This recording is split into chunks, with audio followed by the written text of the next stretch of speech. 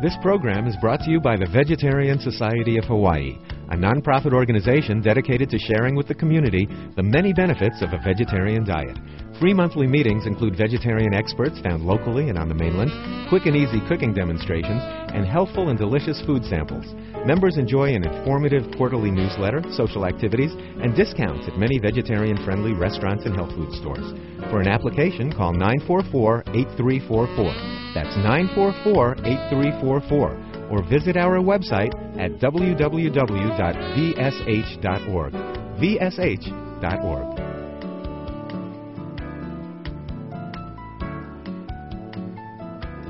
So what is this program that we are cooking in today? Well, what we're doing here is part of my non-credit culinary arts program. And what that is primarily is recreational classes for adults in the community who want to learn a little bit of something about cooking. And it's for anybody who is interested in learning either technique. We have sauté classes, we have roasting classes, etc. Sometimes we have ethnic classes. We're doing Mexican classes in the spring, for example. We've also done Thai food, Chinese food, Japanese food, etc. We also have classes that are more focused on health and wellness. Yeah, I'd like to hear more about those. Yeah, it's important to me because, what we're trying to do here is offer a service to the community. And we're not trying to just teach you a little bit about basic cooking technique. That's certainly important, but we're also trying to teach you how to eat well. Mm-hmm. Whether you choose to learn about roasting, whether you choose to learn about Thai cooking or Chinese cooking, everybody needs to have choices. And I think, our health and wellness series, which focuses mainly on vegetarian and vegan, and thanks to you, macrobiotic cooking, I think people now have, who are interested in that topic, can now explore that. Mm-hmm. And what we try to do with these classes, again, is looking at food that is both tasty and low salt, low fat, and maximum nutritional value. Okay, we have two that take pretty long time. So that's the sweet potatoes and the squash. So I want to start with one of those two. We'll see which one's going to be first, but I want to do those right away, and I'm going to start with that because while that's going, then I'm able to do some of the other things that I need to do. So that means you. When you go to your station, what is the first thing you'll do there? Before that. Wash my hands. Okay, sure. Please wash your hands first. So then the second thing, preheat the oven. So please do that right away. Preheat your oven. So if you want to preheat your oven and then wash your hands, fine. But those are both very important steps in your cooking today. I'm going to start with the stuffed acorn squash. Okay? And actually, because this dish does take a little bit longer, I already cooked the rice ahead of time. I hope you're hungry. This is short grain brown rice, and it's cooked with wild rice. Now, when you make this dish at home, you're welcome to change. If you want more wild rice, please add more. If you want only wild rice, then of course you can have that too. So just so long as you have the correct water to grain ratio, you can play around with it a little bit. Okay, I'm going to put about maybe 3 cups of rice in here. And just so you know, I did pressure cook this rice today, but you don't have to do that. You can pot boil it, and it will be just as delicious. So I only need enough to fit into the squash. And today I have 1 squash that I'm going to stuff, so I don't need quite as much rice. But of course, if you're cooking this at home, you want to cook it for your whole family, so you would have more squash that you're going to be stuffing. And I've got a few vegetables here. I've got some carrots and shiitake mushrooms, and I've got some diced onion. And does anybody see the onion behind you? Because I'd like to show you how to cut that. Oh, here. Okay, thank you. And I also have some diced celery. And because I'm demonstrating so many things, that's why I cut everything ahead of time. But I do want to show you the carrot and the onion, how I do that. So I'm just cutting off these ends, and then I cut it in half and peel off the skin. And now this is a really tricky way that you will probably want to practice. It's not easy to do at first, but it really speeds up your cutting. And I also want these diced a little bit smaller, so this helps. So this side of the onion has the root, so it's a little bit tighter. It holds the onion together. So I'm going to cut into that, but not through that. So I'm only cutting up to about right here. And I'm keeping my fingers away from the knife. And then just like this. So my onion is not flipping around all over the place. And I can get these little small pieces that I like. So this is just a fast, easy tip for you. And then when you get to that end, just turn it over and quickly chop it up like that. So that's just a little tip for you. I find that the tips that I've learned help me speed up my cooking. And then it's a little bit safer too, because your knife doesn't slip around and you can't cut yourself as easily. Okay, now I'm going to saute this first, and that will make it very flavorful. And you can use sesame oil or you can use olive oil. It's really up to you. You might have a favorite, or you might want to change it. One day you like this one, the next day you like the other one.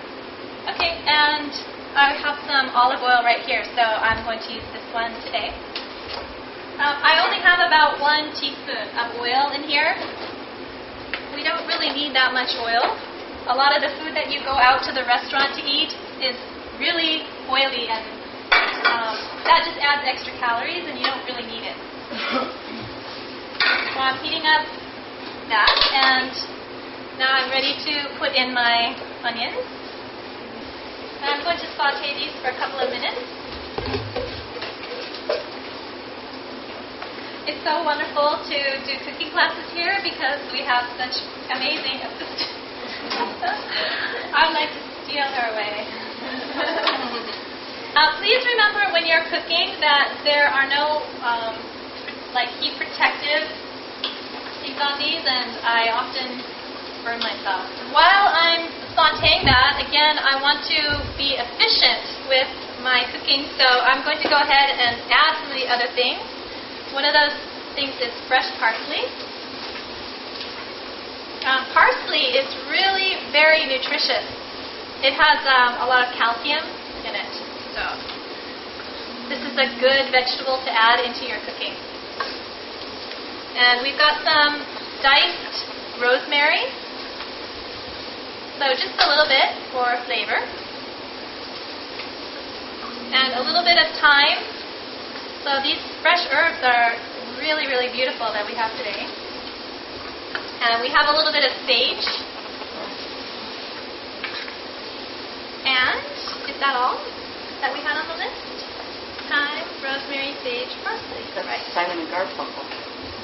Really? Are you too young to know the song? I love Simon and Garfunkel. Parsley, sage, rosemary, and thyme. Oh, you're right. Dates me, doesn't it?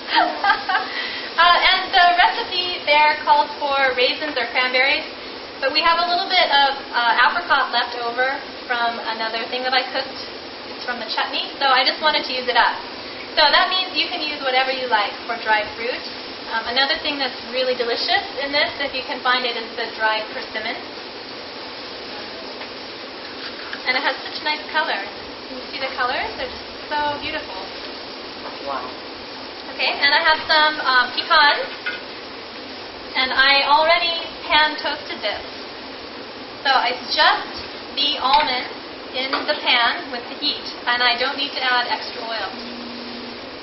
So I just toast them until they turn a little bit brown. you burn them, that's when you get the carcinogens, which is what you would like to avoid. Okay, and I'm just going to move this off to the side. I'm going to add the carrot next, and the carrot has a different cooking time. So if I mix it in with the onion, then it's going to take longer for it to cook, and I want them to be roughly about the same as the final product. I put the onions first because they're very flavorful. Okay. And so that's seasoning the pan with that flavor. Okay. Oh, and I also want to show you while that's cooking, that's a really good opportunity to show you how I cut the carrot. And there are different ways that you can do this, so I'll show you the different ways. One is on the diagonal first. So I've got, this was a really big carrot, so I cut it in half lengthwise first, so I could handle it. And then I just lay them all out like that, and just quickly go through.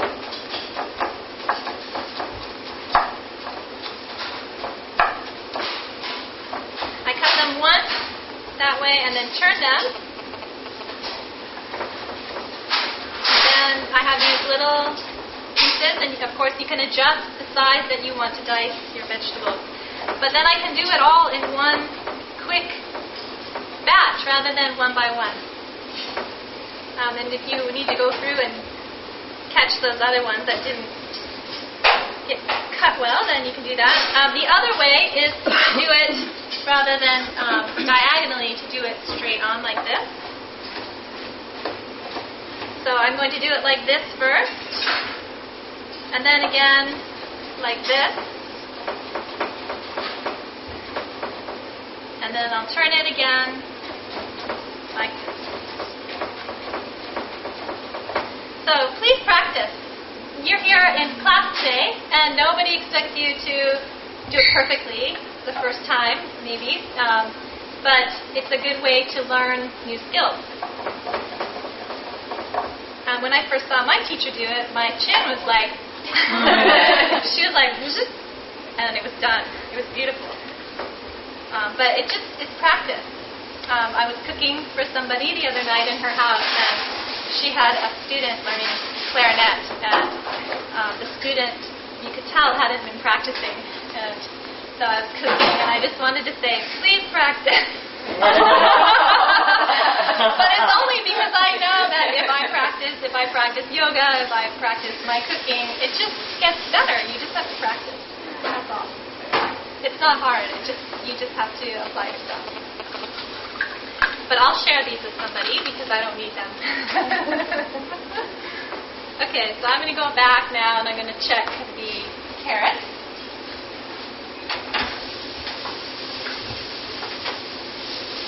Flavor for your holiday food? Is there a certain flavor that jumps out? Or maybe several flavors that kind of highlight holiday cooking? Pumpkin and nutmeg. Yeah, and what kind of flavor is that? Is it salty, sour, sweet? Yeah, holiday cooking is very sweet taste. So that's what I'm aiming for, but I'm not using sugar. I'm just going with the natural quality. And part of the benefit of that is you have all the fiber that's intact in the vegetable, and so that doesn't spike your insulin after you eat it. Whereas if you eat things that are seasoned with sugar, then it will really affect your insulin level. The other thing about holiday cooking is that I want it to be very colorful.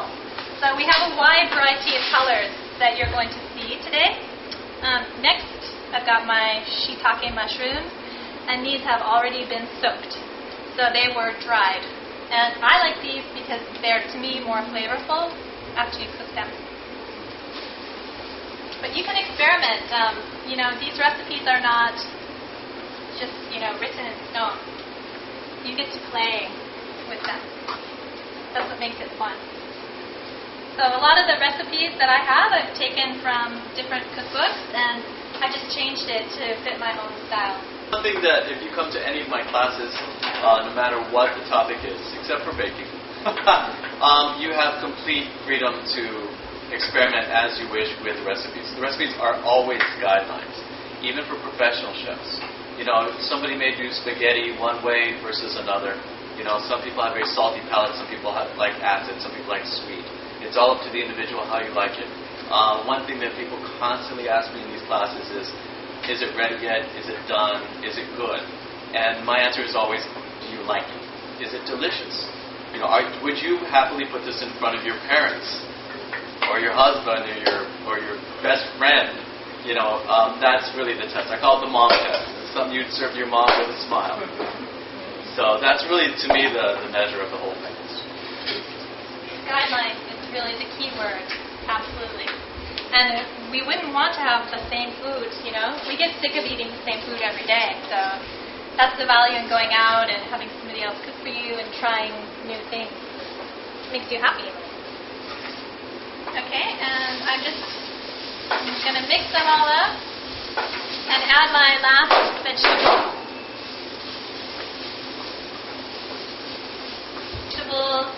Cooking all the vegetables, it really focuses my mind on what I'm doing. So I'm not thinking about I have to pay this bill, but instead I'm listening to the birds outside. I can see the wind blowing the palms, you know, and that is, to me, part of the joy of cooking is just focusing on the sounds, the smells, the tastes, and it's like a haven from the outside world. So just something, maybe you can try to bring some of that into it, and instead of seeing it as a laborious thing that you have to do, rather something that is really fun and relaxing. Another thing you can do ahead of time, I asked Frank to cut all the squash today already because it's so hard, but if you want to, you can steam it for 10 minutes, 15 minutes ahead of time, and that makes it much easier to slice through. So, you know, your knife gets all stuck. That will help. And you can do the same thing with kabocha squash, the Japanese one. It really helps. I have squash.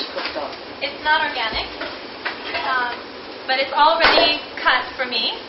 And I'm going to stuff the rice stuffing directly into it, and this goes straight into the oven.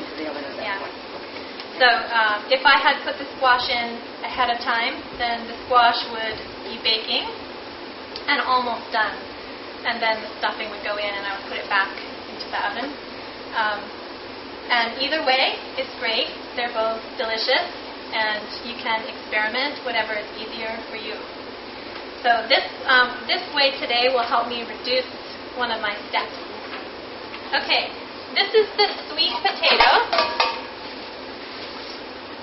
And you can, is it sweet potato or yams? Yams. Okay, today we have yams. So it doesn't really matter which one you use. They're both delicious. So the sea salt has those minerals intact. So in this case, if you have a small amount of salt, it can be beneficial to your diet. So I just have a little bit, not a teaspoon or anything like that. Just a small smidge. This. Okay, and I'm waiting for this to come to a boil, and then I'm going to cover it, and it will just simmer until the sweet potatoes are soft. Can you smell this yet? Okay, I'm going to bring it over so that you can really get a good smell. In this case, I need a towel. So here I am trying to remember to turn off the burner before I walk away from the stove, because I will forget. Oh yeah, I like the smell. And what is that now? This is onion, carrot, celery, and the shiitake mushrooms, and they've all been sautéed in about 1 teaspoon of olive oil.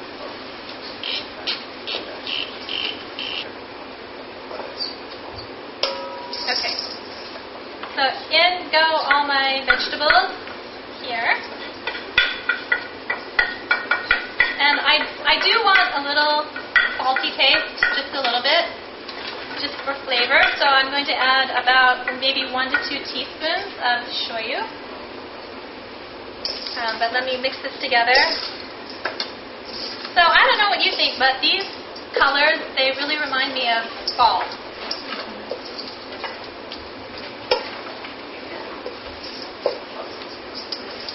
And let me pass this around so you can smell that too now that it has a little bit of the seasoning in it. Actually, it's going to go into the oven and stuff. So, yeah. So we can do that the same way. Yes, you may, of course. Actually, when I first started cooking, I really loved having the recipes, and I followed them very carefully. And I think that was beneficial for me because I started to learn how the food operated in a recipe, like how much water, how much grain cooks perfectly. And if I made a mistake, then I could have something to reference that by. So really, any way you want to do it is great. I do like this way where it bakes in.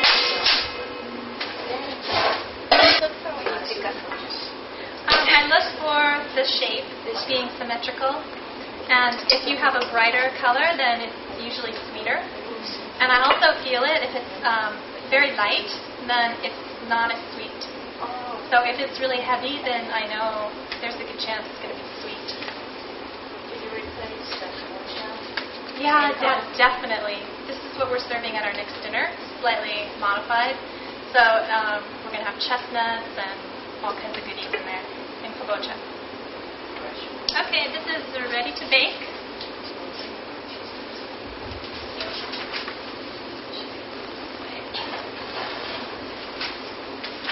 Yeah, so holiday cooking does involve a lot more oven baking and long cooking time. So that is part of what makes it kind of an all-day thing. Okay, now what do we have next? What else takes a little while? Anything? Okay. Yeah, the soup would be the next in the amount of time. Salad, of course, is very fast. It's easy. I made it for dinner the other night, and it's one of those recipes that are just like that. We have dinner. Okay, I've got my parsnip, and thank you. It looks just like a carrot. And these are very sweet. They're naturally sweet and very delicious. So it's up to you if you want to take the skin off or leave it on. I leave it on. But if you find any dark, like holes or anything, you can take that part out. And I just diced it into these big chunks. That's another good safety tip for when you're working in the kitchen. The pots and pans that we're using today.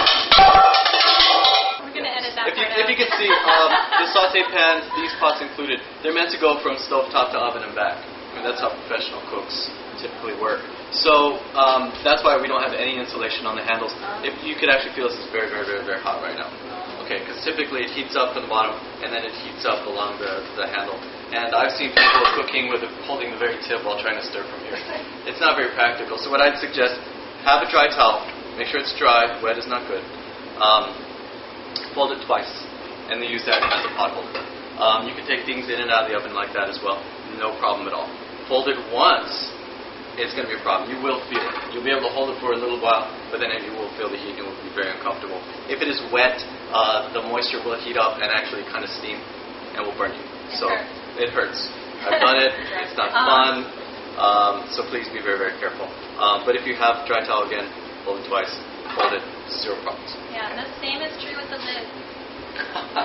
They get hot. Yeah, basically rule of thumb is assume anything on the stove top is hot, even on the electric stoves. How much water? You can say how much water. I had 6 cups here. It depends on how much parsnip you have. Yeah. Sorry. So I just want to.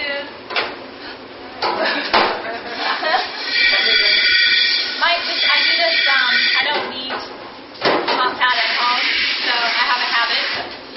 Yeah. So I just want the parsnips basically to be covered. So yeah, that is about 4 cups, I think. So we can see the 4 cups of water and the chopped parsnips. And you can always adjust the amount of water later if you feel like you need more. It's too creamy, more like a sauce, then just add more water. So I will again add just one more pinch of salt. If you have too much salt, the salt is overpowering in the flavor, it's then salty. But if I just have a pinch, just a small amount, it actually will make this sweeter. I never knew that. You know, I saw people salting their watermelon in the summer, and I thought that was disgusting, but it makes it sweeter. That's why they did it. Yeah. So I just need to wait for that to come to a boil. Okay. Oh, actually, you need a shot of that one. Yeah. Thank you. Beautiful. We're using watercress today. All the leafy greens are just about one of the best things that you can eat. And our leafy greens? Everything. Like, what's everything? Calcium, protein, iron, all the B vitamins, all the vitamins with the exception of vitamin Right, B12. right. So, yeah, the chlorophyll. So when people say, oh, you're vegan, how do you get your calcium? How do you get your vitamin C? It's right here. So this is all the leafy greens, kale, collard greens, mustard greens, watercress, the Chinese vegetables. Those are the kind of vegetables you want to have in your daily diet. So this is what I eat for breakfast. Yeah, I eat these kind of leafy greens. I had collard greens this morning for breakfast, blanched. Yeah. With mochi. Mochi waffles. Okay, the parsnips are boiling, so I'm going to cover those and simmer those. Now, when I turn the heat down to low, it's cooking more slowly. This is one of the wonderful things about natural cooking. The lower the flame, the longer it cooks and the sweeter it tastes. So that's really important. If you have too much water or you cook it too quickly and you wonder, oh, it doesn't taste very sweet, that might have something to do with it. So cooking is not just fun, it's also kind of a science too. There's a lot of elements of science in cooking. Yeah. I have a red onion. Why do I use a red onion? No, it's still quite. It's the color. Yeah, it's still quite pungent, colorful. And you're welcome to stand up at any point if you can't see. I am going to cut this into the half moon shape, or this is the crescent moon. And there are, again, different ways that you can do that. And one is with your onion just straight up like this. And basically what I want to do is follow these natural lines on the onion. So that's my guideline. Or if that's too scary for you and you want the safer way, of course you can cut it like this. And then when you get more to the end, you can turn it on its side again and cut this way. So please notice that whenever I'm cutting, I'm very focused on the cutting and my fingers are out of the way. They're either on either side of the blade of the knife or my fingers are tucked in. It's when we get rushed and when our mind is not focused that we start to injure ourselves. So we have lots of time today. You can enjoy. Do we have any garlic? Yeah, we do. Oh, okay, I didn't see those. So it's up to you.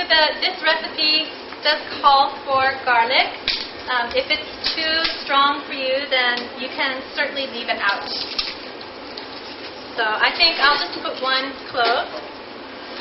If I eat garlic, the person I live with won't come near me. But he's gone. So. It's hackety good. Yeah. You want two? Let him eat the same thing you eat. Oh, I would only have one, my regular thing. But it's up to you. Do you want one clove of garlic or do you want two? No, she's saying two have garlic. Your boyfriend has garlic. Then you Oh, have a problem. he won't eat garlic. You know, that really doesn't matter. My husband and I went to Spain, where garlic is the middle name of everyone. We couldn't stand to be around each other both eating it. So depends how much garlic you're eating, I think. It comes out of your pores. When it has this covering on the outside, I don't know what that's called, but you can just press it, and that will make it easy to pop off.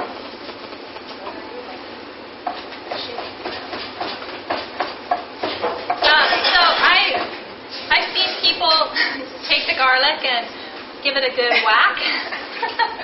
I don't do those kind of things in my own kitchen, just because to me this is sort of a meditation, and to me that's kind of a, I don't know. Up to you, of course, however you like to cook. So she just reminded me the time is good for the sweet potatoes, and they do look very nice and soft. I did cover it. Oh, it was 1 cup of water. So not covered. Yeah. So if I wanted it to be a soup, then I would cover it. Mm-hmm. Ooh. You can tell my left hand is not as strong as my right hand. So actually, I'm going to pause for the salad for the time being and go back to the sweet potatoes because they do need to go into the oven. And I'm going to blend these.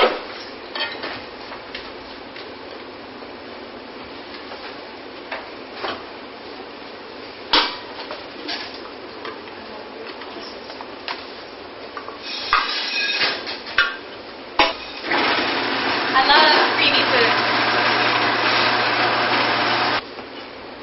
Okay, I'm taking out the sweet potato.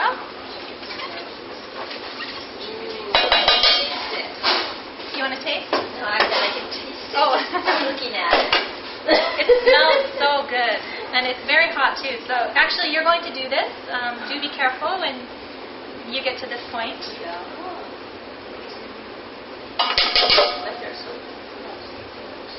Yeah, a food processor is kind of expensive to invest in, but if you go to Costco, for example, you can get them for a pretty good deal.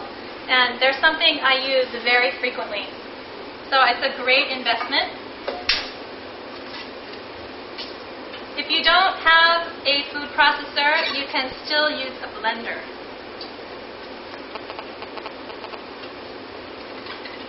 Today we don't have kuzu. Instead we have arrowroot. And it looks like this. It's the powder. Kuzu comes from Japan, and it also grows in the south. And it's supposed to be medicinal. So it's very good for your intestines, for example. And this achieves the same thing at a lower cost, but without the medicinal properties. So I've got my apple juice down here. Does anyone know what this does in my cooking? It's a thickener. And what happens if I add hot water to this? Or it just clumps. It just clumps into these gelatinous blobs. But I don't want it to do that. I want it to be smooth. So that's why I'm adding the cool liquid. So I'm going to split this into two.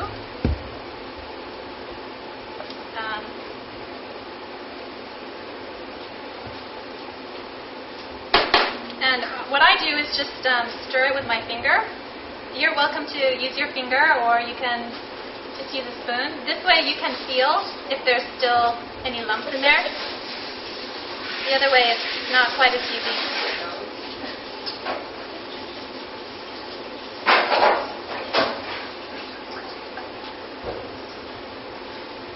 So this is also like cornstarch. Cornstarch does the same thing. Nowadays, corn, the way it's farmed, is genetically modified. So if you are worried about that, of course, there's other alternatives. Okay, so I've got, this is the orange peel.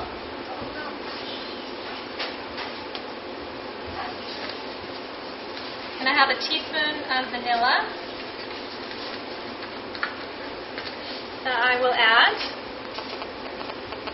And I have 1 teaspoon of cinnamon. And then I will just mix this.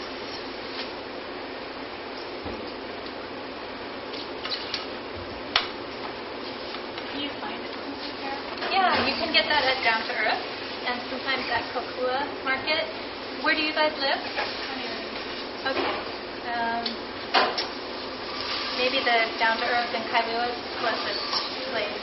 If you're ever in Hawaii Kai, the health food store there, it's called Kale. Natural food has it too. Kale? Mm-hmm. Yeah, that's a great health food store. Yeah, so that's not too far away. Oh, I can really smell the orange.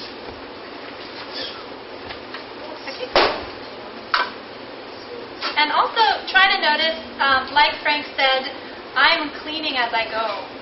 Luckily I have assistants. But I do this at home where I move things away. So in my space, I really have only what I need.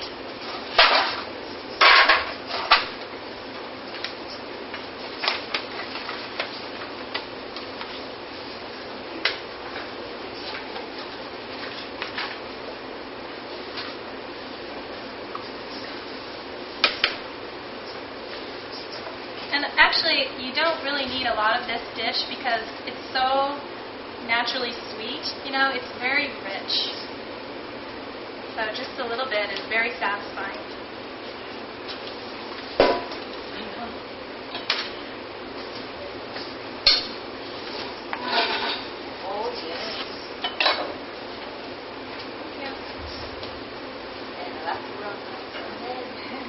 Okay, and I have some other ingredients. What are those ingredients? What else? Okay, I've got the pecans, and these are raw.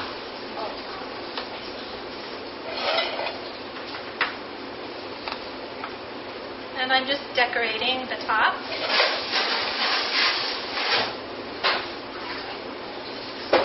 And I'm going to put only about 1/4 cup of the maple syrup on top. And you can get, this is available at Costco. If you like to use a lot of maple syrup, this is a good deal, a good price. These are 1/2 cup.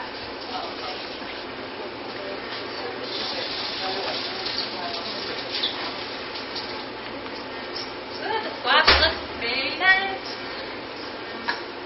Okay, I'm going to check the parsnips. I think the parsnips are probably ready to be blended.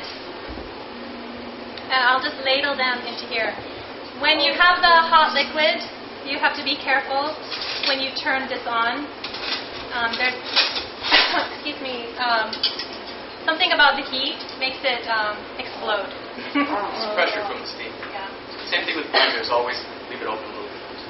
So the other night I had a friend over for dinner and I made a pea soup and I put it in the blender and the blender just exploded. And I've got pea soup still on my window.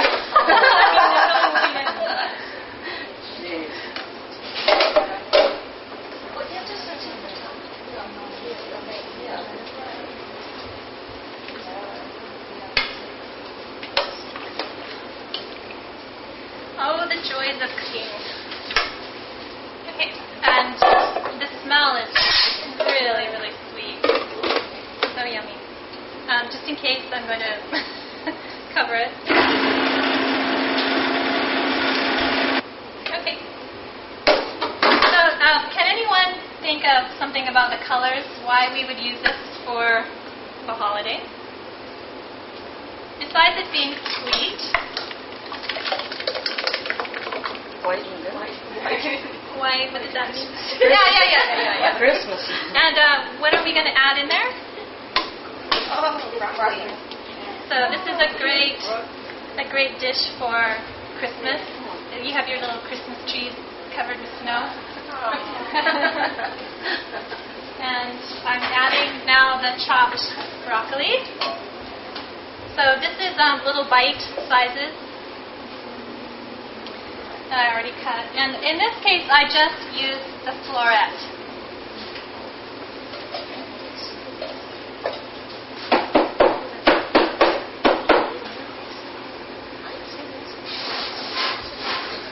And I really don't want this one to have a rapid boil. I just want it, again, to be on the low flame. So I'm sorry you can't really see that very well, but it's a low flame. And this is about 10 minutes. It depends on how you like your broccoli. If you like your broccoli bright green and a little bit crunchy, then you might want to take it off a little bit sooner. But if you want your broccoli a little bit more cooked, leave it on longer. So that's your gauge. Okay, and now we're back to the salad. So we've got the red onion.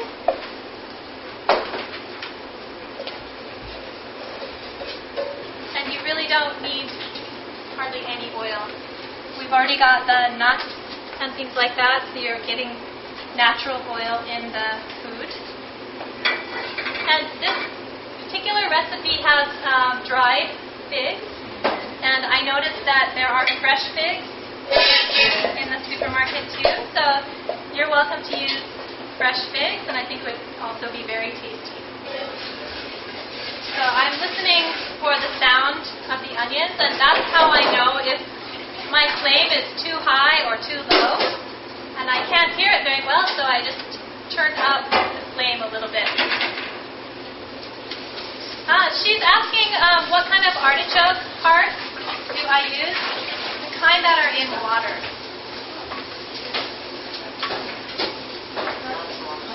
So I don't use the marinated ones. Of course you could. So again, the onions are pungent, and I just want to reduce that pungency, and so I'm looking for them to turn a little bit translucent. So that's what I'm watching for. While I am sauteing those, again, to save time, I can do something else. So let me make the dressing for this. So I squeezed already my lemons. So we have the brown rice syrup, lemon juice, red wine vinegar. What else do I need? Olive pepper. Okay, olive oil and black pepper. Olive oil is half a cup. And you can also change this to balsamic vinegar, which I think would also be very tasty. Okay, and just a smidge of black pepper. And I love the sriracha for making dressing. It makes it very easy to blend. You're welcome to use this if you want to try it, or you can also just use a bowl and it's fine. I will add more lemon juice.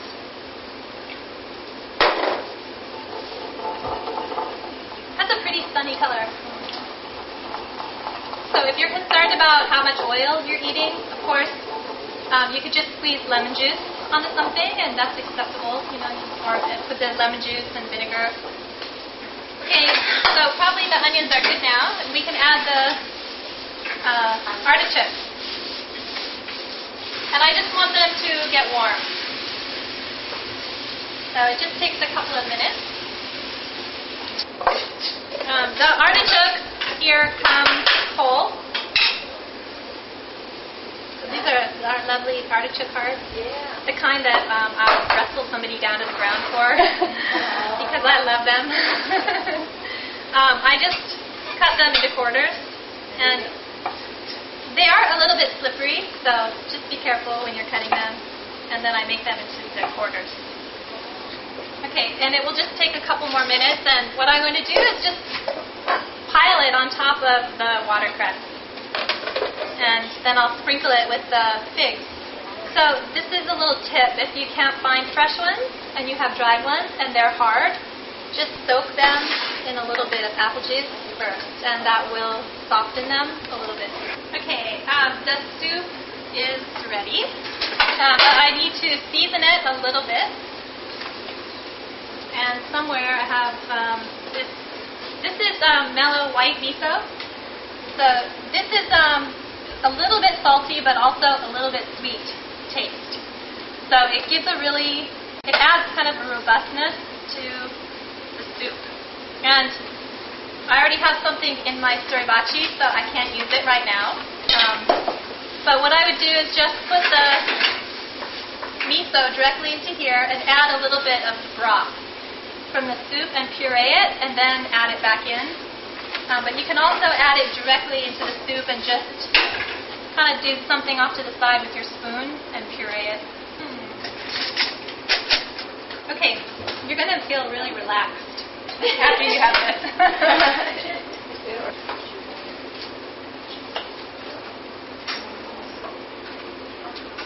And you're welcome to garnish it with parsley. And I've got my fig, so I'm decorating with the fig.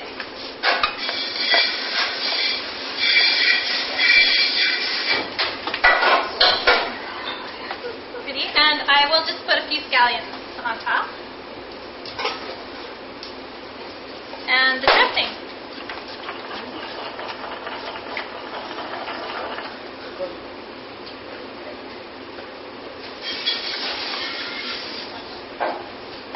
I'm going to leave a little dressing on the side. If you get a piece of the salad that doesn't have enough dressing, then you can get some for your salad. Okay, the last thing that I'm going to do very quickly and just put into the oven as well is the pumpkin cake. So you already know that the wet and the dry need to be done separately. Why is that? When you're baking, why do you put the dry ingredients in one bowl and the wet ingredients in another bowl? So if you mix too much, the gluten in the flour will make your pastry or cake or whatever too hard. Also, there's another reason. Does anyone know? What happens when you take, let's see, we've got baking powder. What happens if you take baking powder and add the wet ingredients to it, especially something like vinegar? Lumpy? No, not lumpy. It explodes. Yeah, remember when you used to make those volcanoes? So that's what makes this rise. Yes. But you want to do it quickly because the baking powder will rise and then fall. So your cake will fall if it's no longer active. And especially for the vegan cakes, that makes a difference. This is 15 ounces, so I need 1 cup, which is about half, roughly. This is just natural pumpkin. And I went to the store and reached up, also in Kokua, and grabbed the pumpkin pie spice.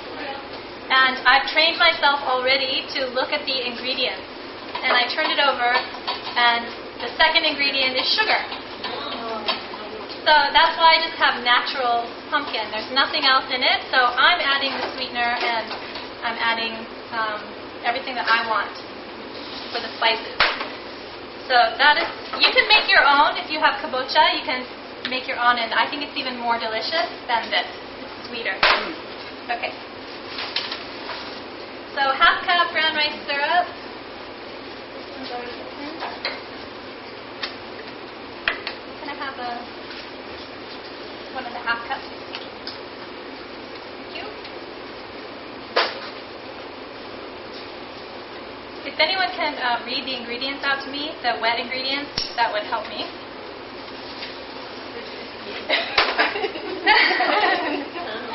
Have I lost you? It's right there. Okay. You also have to check the back of your soy milk if you're looking out for sugar, because sugar is an ingredient. This one has sugar.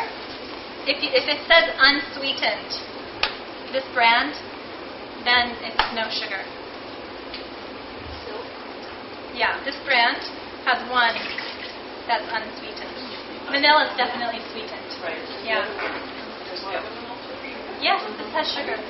Yeah, I know. It's sneaky. It's very sneaky. We have sugar in so many things. Okay, and oil. A third cup of oil. Okay.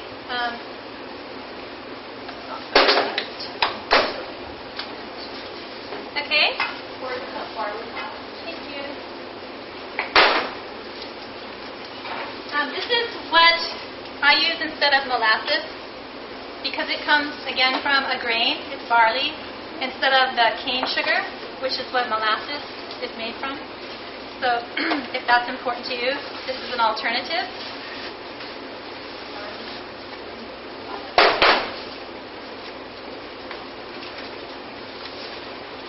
Okay, and I have some freshly minced ginger already. And I need vanilla. Whole wheat flour. So this is 2.5 cups of the whole wheat pastry flour.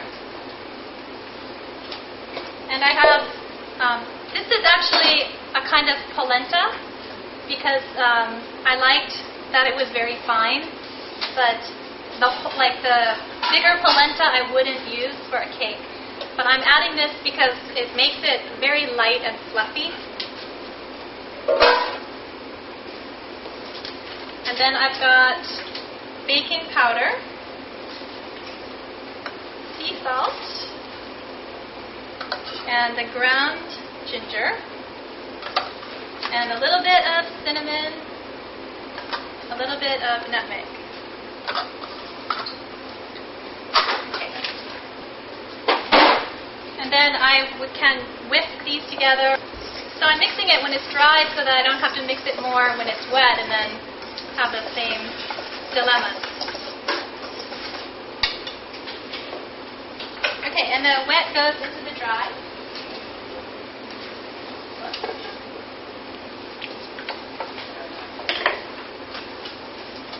I would not put sesame oil into pastry. You know what? I'm thinking of the roasted, like the toasted sesame oil, and that I would. But even the other sesame oil, I don't know. I've never tried it. Canola salt, because it's a light. Yeah, I want a light vegetable oil. In this case, like you might want to try the macadamia nut oil too. It might be tasty.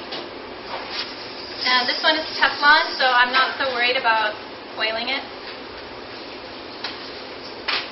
And what I'm going to do is take the sweet potatoes out and put this in, so you'll be able to taste now the sweet potatoes. Okay, are you ready to taste this one? Oh, yeah.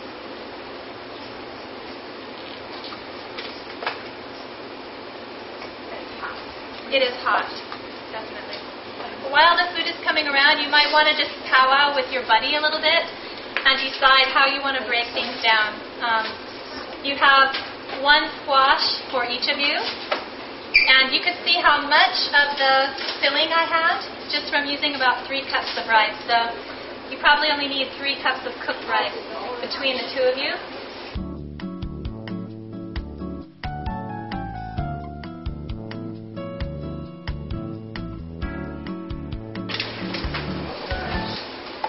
And there's a lot of this, so maybe when you make your food, you'll like to take some home with you.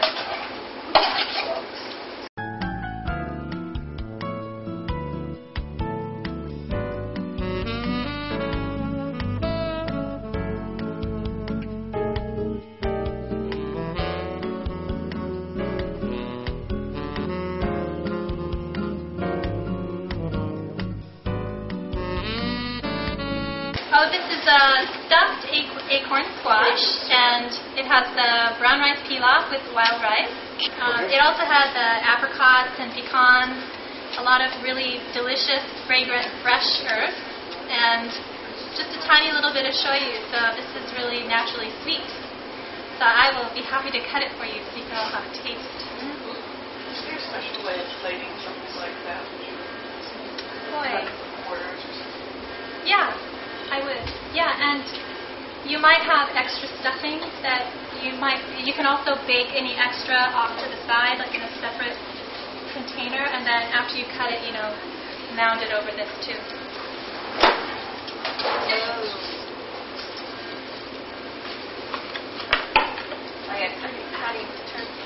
Yeah, this is your turkey. This is your vegetarian turkey.